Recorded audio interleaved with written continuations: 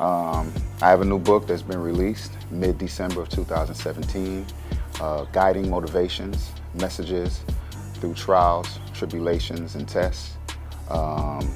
And basically the message that I want to give to the reader or readers is self-reflection, is self-motivation. It is spiritually based. However, the context of the book can be for anyone, any and anyone, to kind of take some type of motivational nuggets from it to help them within their day, within their week, within the month, year, and throughout their entire life, and also share with others. Okay. Who I had in mind as an inspiration was Hill Harper. You know, 'cause I can remember when I was a younger adult in undergrad college, Hill Harper was on 106 in Park. And I just remember seeing him in small movie roles. He Got Game, things of that nature.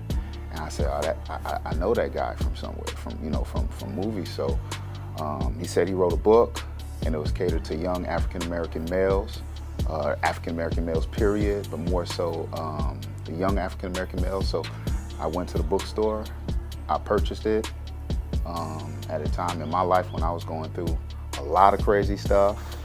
My son at that time was 1 year old, and I just needed some type of motivation outside of who I was accustomed to. And I read it, and it changed my life. I probably read it 2 or 3 times. I've created book clubs with kids in middle school so they can receive the same knowledge that I received. So he was my inspiration, from the cover of the book to the contents within the book of having pictures that will illustrate his life, who he is, where he's come from, and where he is at this point in time, chapters before and after. Here's what I did to develop this book. Because I am a minister within my church, it had to take time. You know, the pastor's given me the opportunity to preach once a month, to give a message once a month. Here's my secret, and I'm not ashamed to let it out. I've taken 10 messages, and I've transcribed it into a chapter, a piece, and I put it together. Because there's certain situations where, someone in New York, a family member, they can't make it to church to see me, or even students.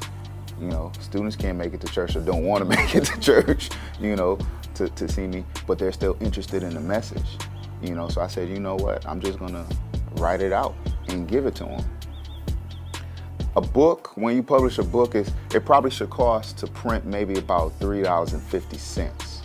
Because of my vision and what I wanted in this book, I wanted it to almost mirror what Hill Harper had created and developed. It cost maybe like $9 to print the book. So I'm not really making that much of a profit. But I wasn't trying to make a large profit in the first place. Okay? So the profits made from this book goes into scholarships. A scholarship that I created, my wife and I created in her mother's name, who passed away a couple years ago. A scholarship that I developed in Ghana, West Africa. It goes into student needs right here on campus, University of Illinois at Urbana-Champaign. If they just want some coffee, lunch, whatever, It's on you. it's on me. But it's all coming out of the funds that come from the book, and just money that I just put in regardless, put to the side. So that's what I wanted to come from this book. Messages, motivation, and of course self-reflection, and a way to give back.